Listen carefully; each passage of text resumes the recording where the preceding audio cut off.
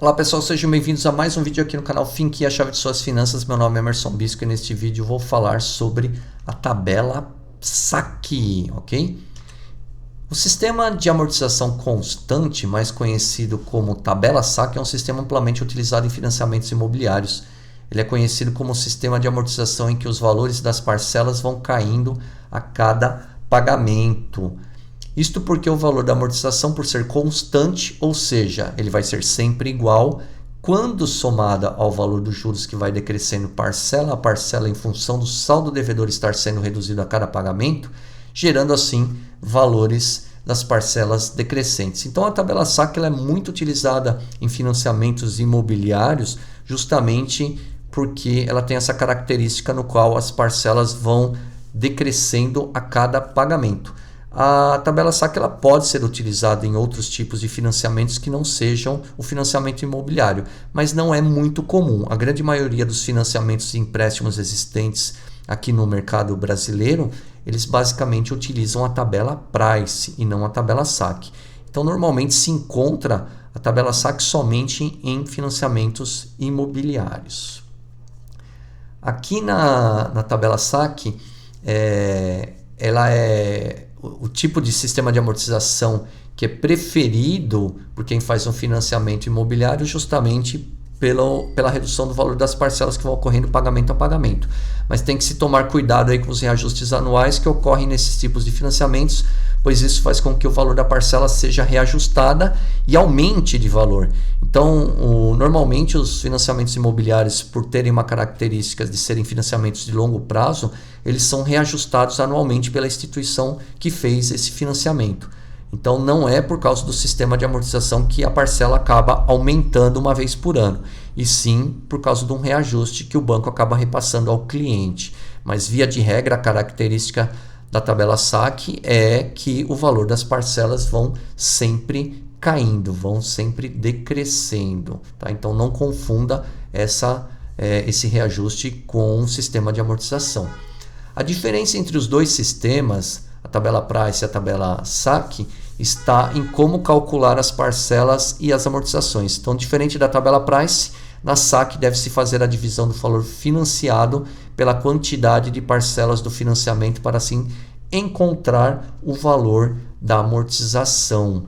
Então, na tabela SAC não é possível utilizar nenhuma função financeira da HP12C para facilitar as contas e a montagem da tabela, pois os cálculos aplicados nela utilizam apenas as 4 funções básicas da matemática. Então, diferente da tabela Price, no qual é necessária a utilização de pelo menos uma calculadora financeira HP12C para calcular o valor da parcela e também para calcular valor de juros, amortização e saldo devedor, que a calculadora também ajuda e facilita o processo.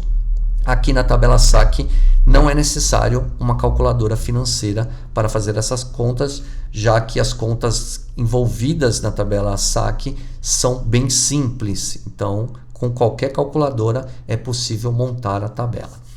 Vou mostrar para vocês aí um exemplo de como estruturar essa tabela, como calculá-la e montá-la certinho. Então, vou partir do seguinte exemplo. Suponha um financiamento de R$2.000 que foi tomado por uma pessoa que irá pagar em 6 parcelas mensais a uma taxa de 5% ao mês. Então, como ficaria a tabela SAC deste financiamento? Primeiro, calcular o valor da amortização. Segundo, calcular o valor do saldo devedor.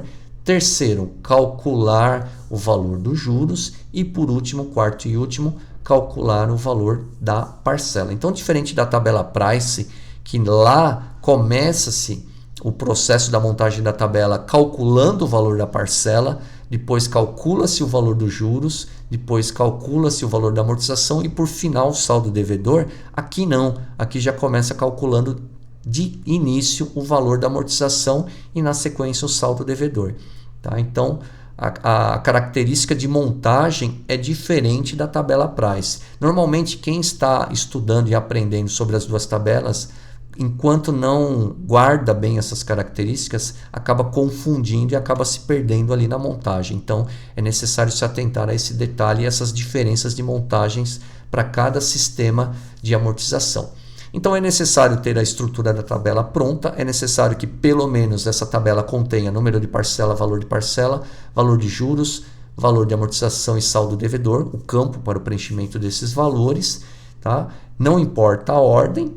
E logo na sequência já dá para fazer a montagem. Então, lá na parcela 0, não tem valor de parcela, não tem juros, não tem amortização, porque é o saldo inicial, é o valor inicial da operação financeira. Então, R$2.000 aqui no meu exemplo. Começa-se a montagem da tabela calculando-se o valor da amortização. E para calcular o valor da amortização na tabela SAC é simples, basta pegar o valor que foi financiado e dividir pela quantidade de parcelas, independente de quantas parcelas tem esse financiamento. Então aqui no meu exemplo são 6 parcelas, então é necessário dividir o saldo devedor de 2.000 por 6, que vai dar o valor de 333,33. Só para avisá-los, é que aqui a divisão de R$2.000 por 6 vai dar 333,33333, dá uma dízima periódica, não tem fim. Mas como nossa moeda tem somente 2 casas depois da vírgula nos centavos, então foi arredondado para 333,33. Então o valor de todas as amortizações tem que bater com o saldo devedor. Então justamente por causa deste arredondamento vai dar uma diferencinha pequena de 2 centavos, mas isso é totalmente desprezível, ok? Na sequência, calcula-se já o saldo devedor, porque o saldo devedor ele é abatido pelo valor da amortização. Então, já dá para calcular todo o saldo devedor. Então, basta pegar o saldo devedor da parcela anterior, menos a amortização daquela parcela que está sendo paga. Aqui no meu exemplo, saldo devedor da parcela 0, menos a amortização da parcela número 1. R$2.000 menos 333,33 vai dar 1.666,67. E basta repetir esse processo em todas as parcelas. Então, lá na parcela número 2, saldo devedor da parcela número 1, 1.666,67, menos 333,33, vai dar 1.334,34. Parcela número 3, a mesma coisa, saldo devedor da parcela número 2, menos a amortização da parcela 3, igual ao saldo devedor da parcela 3, parcela 4, 5 e 6, que vai ser exatamente 0. Então, notem ali que o meu saldo devedor na parcela 5 era 333,35, valor da minha amortização é 333,33, daria uma diferença de 2 centavos, mas obviamente isso é desprezível, ok?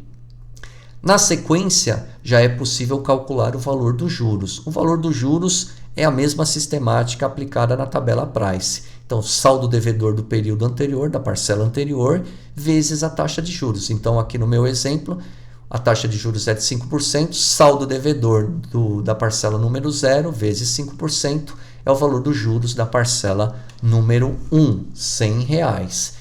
Na sequência, já se calcula o valor da parcela. Então, o valor da amortização mais o valor dos juros vai ser exatamente o valor da parcela, R$333,33 mais R$100 vai ser igual ao valor da parcela de R$433,33. Agora basta repetir esse processo para todas as outras parcelas. Parcela número 2, saldo devedor da parcela número 1 de 1.666,67 vezes 5%, dá-se o valor de 83,33 de juros, valor da amortização mais o valor dos juros, valor da parcela de 416,66.